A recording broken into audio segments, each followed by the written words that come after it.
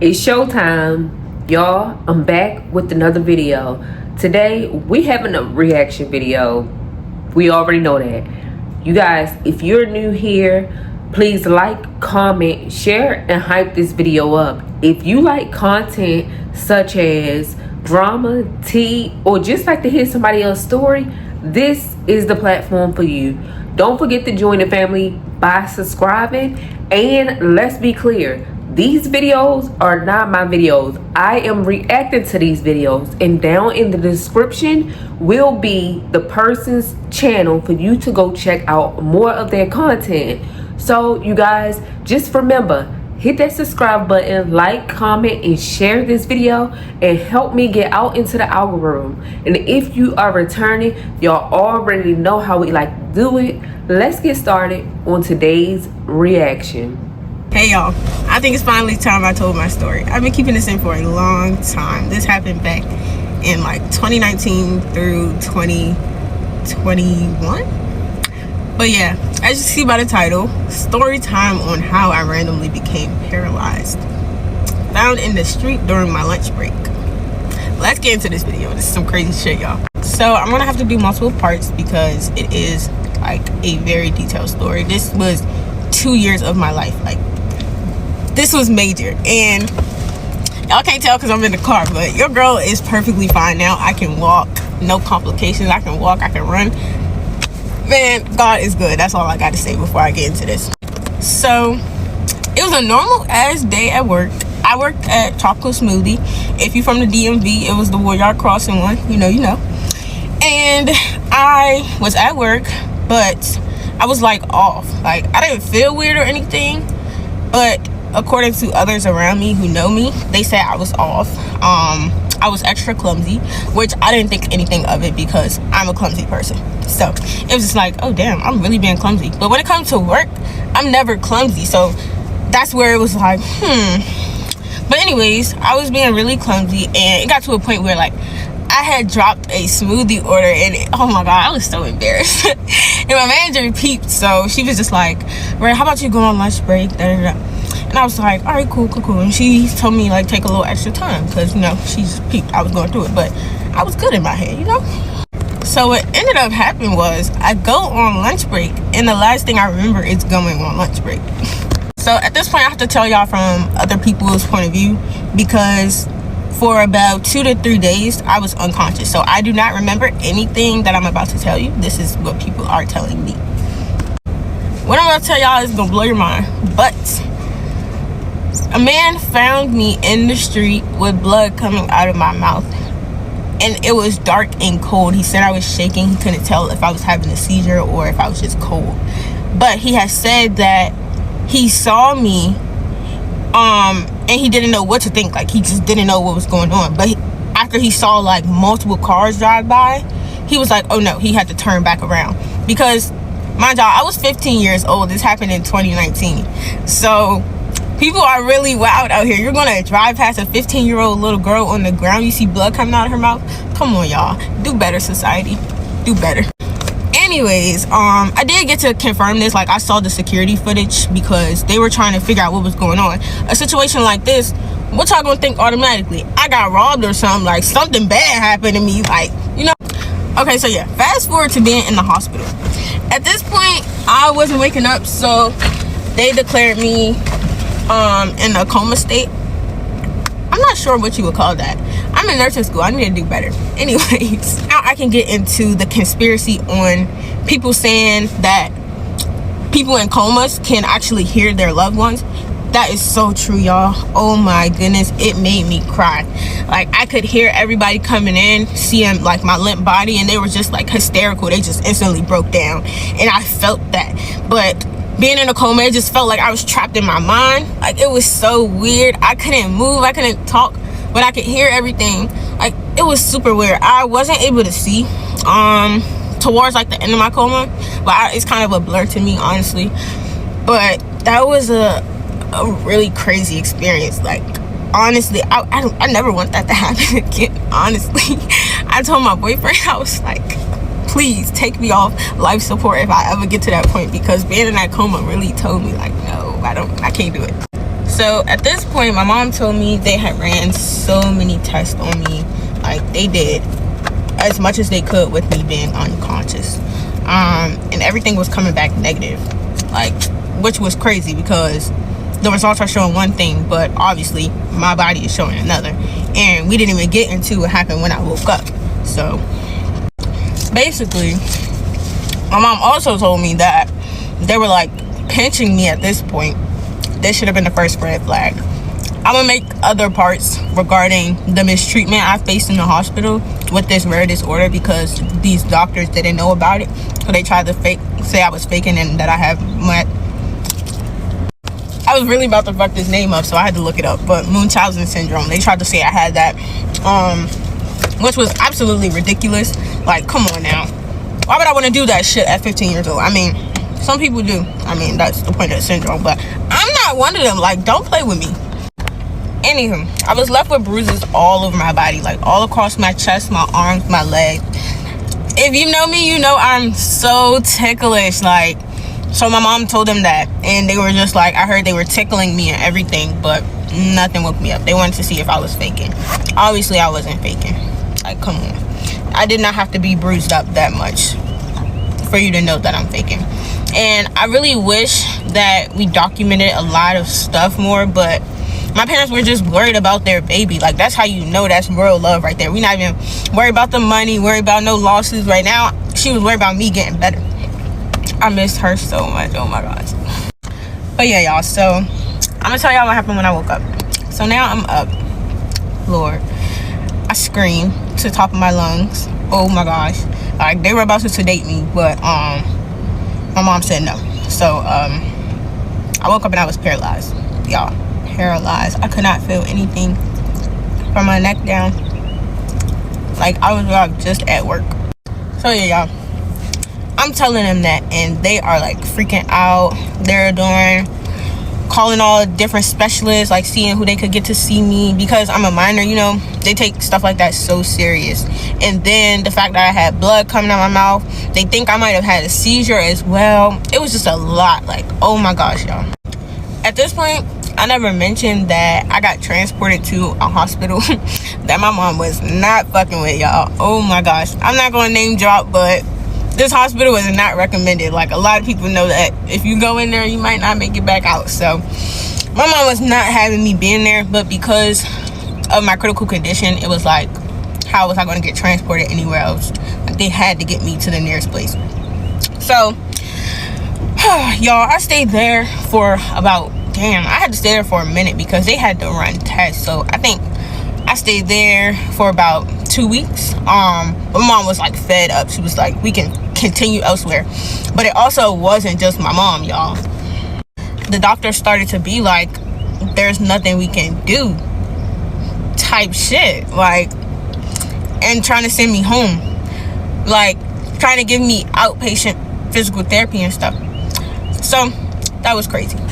So at that point, my mom just said fuck it and agreed to let me go home, even though I was still paralyzed. Like, what the heck, was this about to be my new life? So one doctor did come in. I think he was a specialist. He came in and did say that was a possibility that I had FND, also known as functional neurological disorder. That is actually what I do have, but it was a theory at the time. And he was like one of the only ones. He said he was one of the only ones who was given that theory. Like, everybody else was like, no, she's faking. And I really appreciate him for rooting for me, because the research on it is fairly new.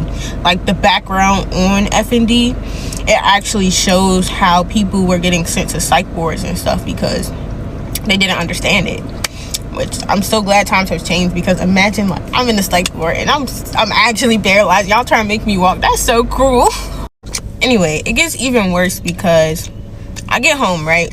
Mind y'all, it's a struggle. Like, my mom doesn't know how to take care of a kid like this. She didn't take any type of classes. You know, all she got to do was watch the nurses take care of me, and I barely let them take care of me because I don't play that. They was being rough. My mom was my caregiver, so she was going through, but she stayed strong for me. Like, oh my gosh, that lady was so strong. So we're home. We thought I would be starting physical therapy ASAP. with my condition. No, we ended up having to wait 2 weeks to get into physical therapy. I lost all muscle tone and I was back weak again. Y'all, come back for part 2 because I ran out of time, but it's getting real interesting. So y'all, just remember this. FND. If anything like this happened to you, remember that what she said. And she's saying that the doctor said it was very rare. A lot of times we go to the doctors and stuff and it irritates me, even in the emergency room, and they don't know what's wrong or everything coming back negative. No, get another opinion, because these doctors really, if they can't figure out what it is, they will literally give up on you and then tell you that everything's okay, or tell you something silly or stupid, and you know what your body is trying to tell you. Don't give up. If you know that you're not feeling well, you not feeling well, like, just go to another doctor. But in her case, she was found outside of her job, passed out, and luckily somebody took it upon itself and was like, no, something's not right, let me turn back around, because they seen other people just passing by. Like, she could have literally lost her life, and because people was too afraid. And that's the thing, a lot of people so quick to pick up their phone and record everything, but not so quick to call 911 or like check on a person. If you don't feel safe getting out and checking on a person that looked passed out in the street or on the sidewalk, call 911. Get somebody over there, like an emergency police officer, EMT, something. Get somebody over there. You don't necessarily have to get out your vehicle just to make sure somebody's okay. And that's what people fail to realize, but very quick to pick up a phone and record instead of dial 911. 3 numbers. But yeah, like, don't just put it off. Don't put it off. Your body is always telling you something. So don't just put it off. Go to the doctor. If they're not giving you what you need to know, go and get a second opinion. Don't stop there, because you will go to the emergency room and stuff, like I said, and they'll swear everything okay. And most likely they haven't even did all the tests. That's what you call a good doctor, is somebody that digs deeper into your side effects and research and figure out what they learned in fucking school, instead of just putting you off or sending you home. Hey TikTok, back with part 2 of how I became paralyzed randomly and found in the street during my lunch break. So at this point, I am home doing outpatient physical therapy, even though, I wasn't in any condition to be sent home.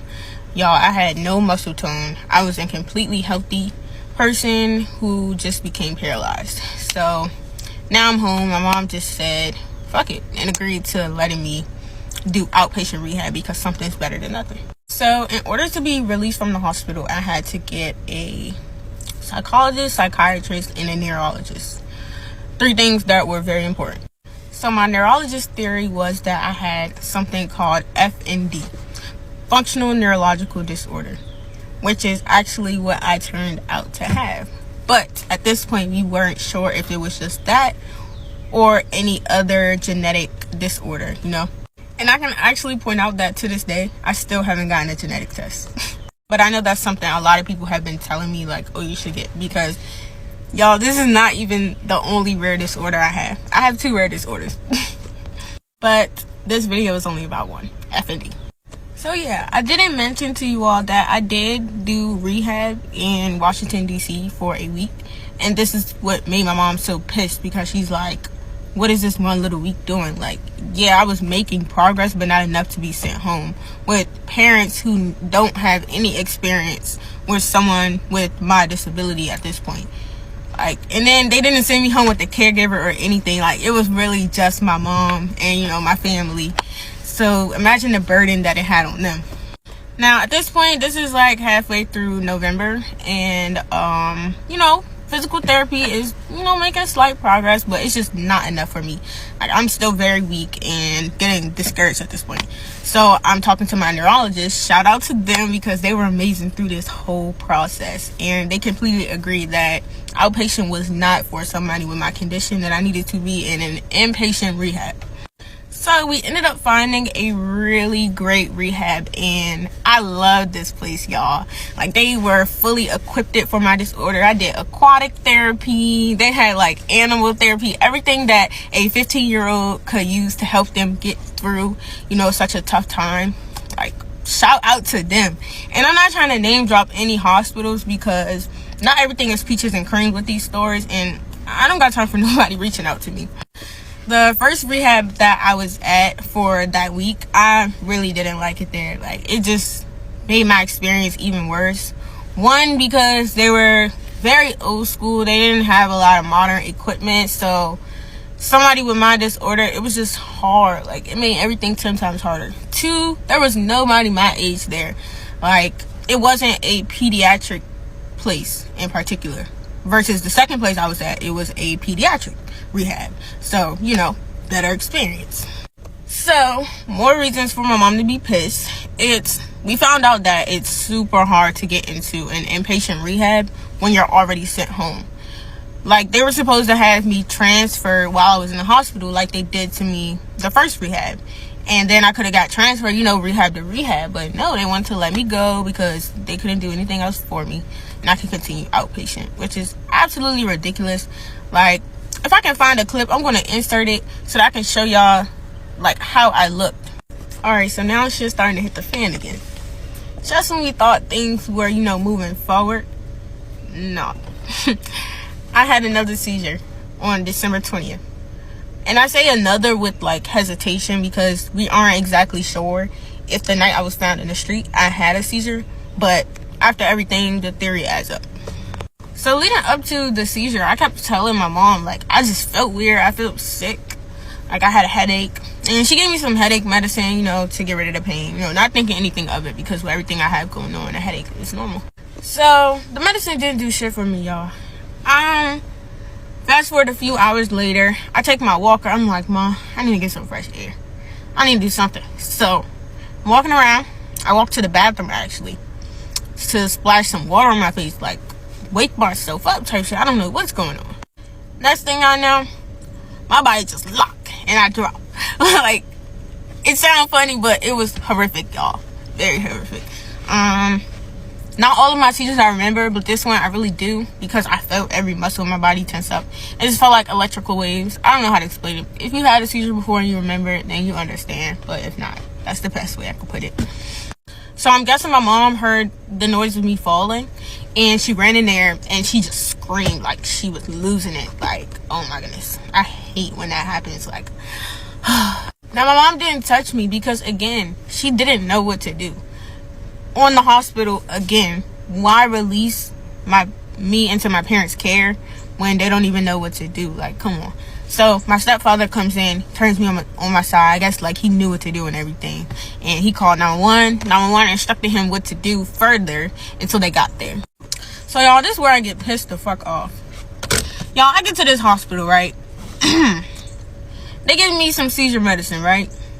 But the minute they found out that my diagnosis is FND, y'all, they want to send me home. Now, a little bit of background on FND. It is a very, very new disorder that is just becoming into the light of research. Back in the day, FND was another mental disorder, and people were schizophrenic or crazy because they couldn't back up what was going on with their body. So the Google definition is this, and this is the best way that was broken down for me. That my computer is a brain. My brain is a computer. And the only way for FND to be completely confirmed is through a fMRI. So it's like a regular MRI, but it sees specific brain waves that a regular MRI cannot see. Let me know if y'all want me to go into more detail about my disorder, because that can be a whole video in itself. But back to me being in the hospital. They gave me the seizure meds, and they're all like, you know, you're good to go. Because FND has non-epileptic seizures, it's like, what is the point of the seizure medicine? But, y'all, I had my seizure, I'm back paralyzed again. Like, I never got better fully, but I was making progress. But after that happened, all the progress was down the drain again. Wouldn't that be alarming to y'all? Not to mention, this is my first seizure. They did not do an EEG on me, y'all. they just assumed from another neurologist, because my diagnosis was FND, oh, you're good. Mind y'all, I never had an EEG prior to my neurologist ordering an EEG after this situation. If you don't know what an EEG is, it's an electroencephalogram, and it monitors brain activity in your brain. But even my neurologist was not agreeing with the hospital. They're like, you're trying to discharge this girl and she just had a seizure? Are you kidding me? So once they discharged me, there was nothing we could do. I had to go home. But my neurologist, shout out to them again, they ordered me for an emergency EEG the next day. It would be outpatient, so I had to basically get my head wrapped and then wear it for 3 days. I'm actually put some clips because I have some videos from that experience. So yeah, like y'all can see me getting it put on right here, and my mom was just keeping my spirits up the entire time. And in this clip, it was like the next day, and I look miserable because I was miserable. That ish was tight. Like, the pain was unbearable. Would never get one of those again. Y'all gonna have to put me to sleep. Revel's came back for that, and everything was good, which we knew because FND seizures are non-epileptic, which means they won't show up on a EEG. But on a more positive note, by this point, I was now into the inpatient rehab, the pediatric place that I was so excited to get to because they were well equipped for my condition. Now this place right here, I really thought they had my best interest in mind, but it was a particular doctor who treated me very poorly. Like, he didn't understand FND, and he just looked at me as like this disgusting being who's just faking everything about me. And it's just like, damn. It got to the point where I had a feeding tube and he snatched it out. But we're gonna get into that. Come back for part 3 though, y'all. I ran out of time again, but the story is almost over. I will be dropping part 3 today, so no need to wait. And I want to thank everyone for the kind words and support. I truly appreciate it. Y'all make me feel good about finally coming out about my story.